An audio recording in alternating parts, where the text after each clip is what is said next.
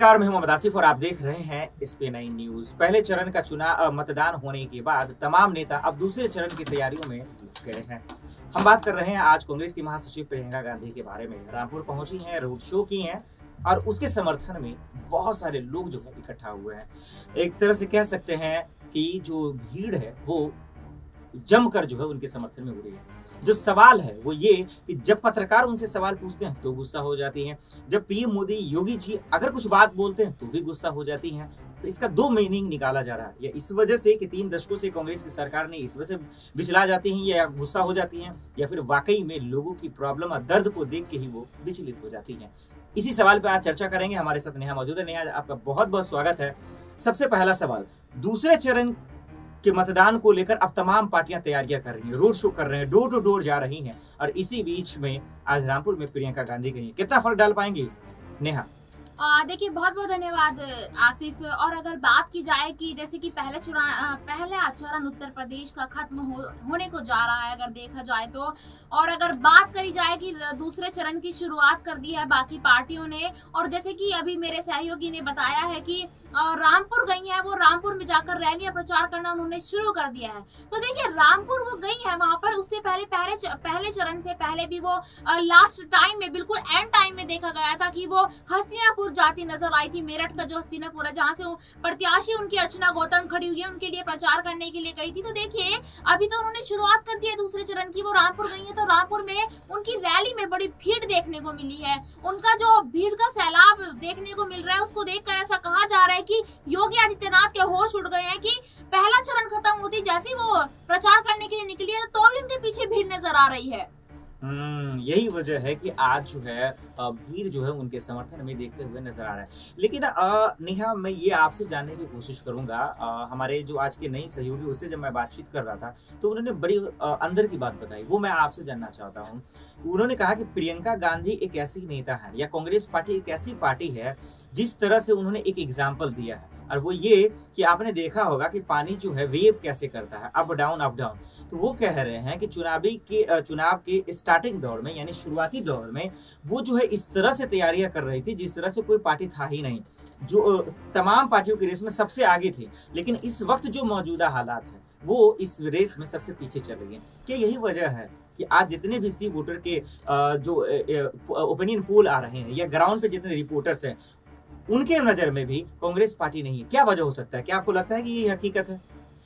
देखिए, जितने भी सर्वे आ रहे हैं, या अगर बात करी जाए कि जो भी ग्राउंड में लोग उतर रहे हैं, वो यही कहते नजर आ रहे हैं जो आपने अभी कहा है कि वाकई में कांग्रेस पार्टी कहीं नजर नहीं आ रही है।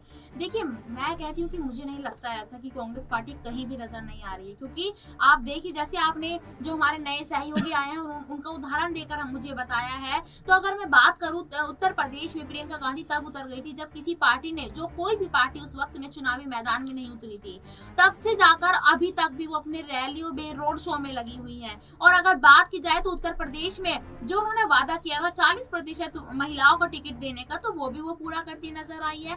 तो कैसे कहा जा सकता है कि उत्तर प्रदेश के अंदर प्रियंका गांधी की कोई छवि नहीं है? ये यूं कह लीजिए कि कांग्रेस पार्टी कहीं नजर ही नहीं आ रही है।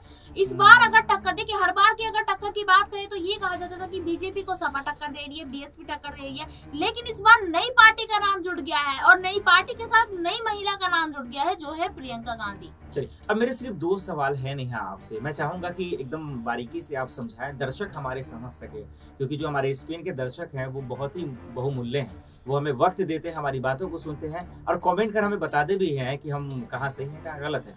पहला सवाल अब वो ये कि कांग्रेस पार्टी ने जो अकेले रास्ता पे चलने का जो फैसला किया है, जो कदम उठाया है, वो किस हद तक सही था, है, और क्या वाकई में 10 मार्च तक सही रहेगा? कैसा लगता है आपको?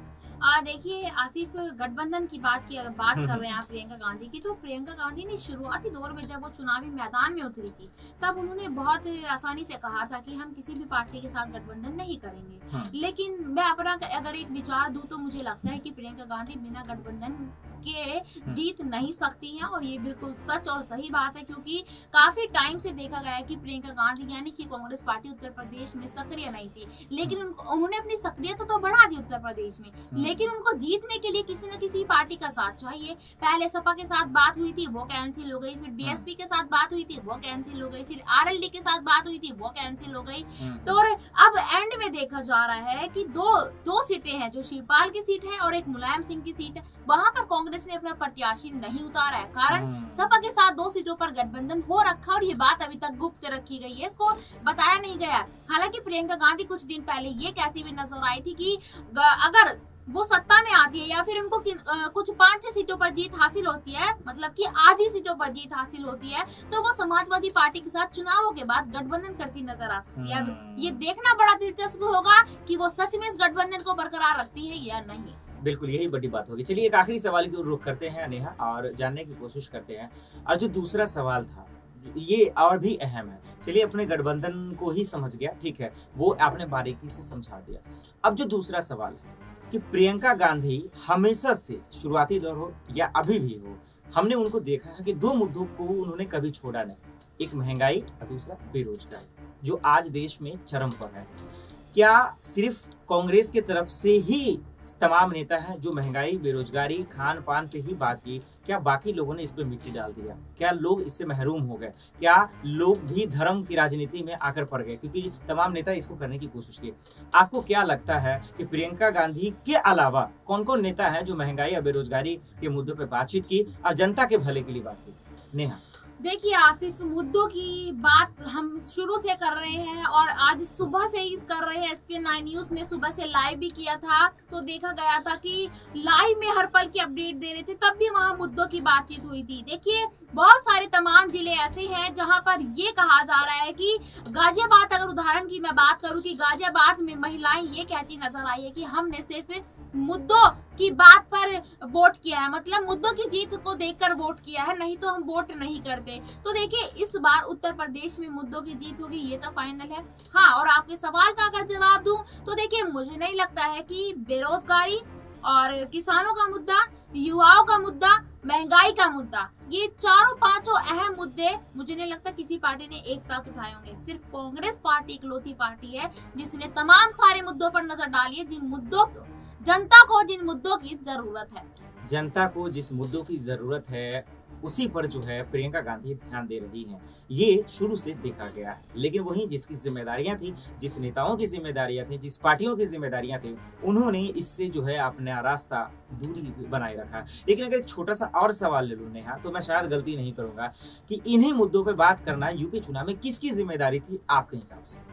देखिए जिम्मेदारी थी जो 5 साल से सत्ता में थे, उनकी जिम्मेदारी थी। अगर बात करूं मैं, सत्ता में इस वक्त कौन है? बीजेपी की पार्टी, योगी आदित्यनाथ की पार्टी है। उन्होंने मुद्दे तो बहुत सारे बोले थे अपने घोषणा पत्र में, लेकिन शायद वो करना भूल गई है, उनके दिमाग से बीजेपी की यही जिम्मेदारी है और इससे मैं सहमत भी हूँ, और यही वजह है कि आज कहीं न कहीं लोग नाराज हैं। लेकिन नेहा की बातों को सुनने के बाद मुझे एक शायरी याद आ गई, और वो ये भोली जनता, मैं यूपी की बात कर रहा हूँ, ये भोली जनता सरकार से या फिर मंत्री से यूं ही नहीं रूठ जाती, क्योंकि अक्सर गरीबों की जो है खास करके बेरोजगारी और महंगाई से कमर टूट जाती है। फिलहाल इतना ही, बाकी खबरों के लिए देखते रहें SPN9 न्यूज।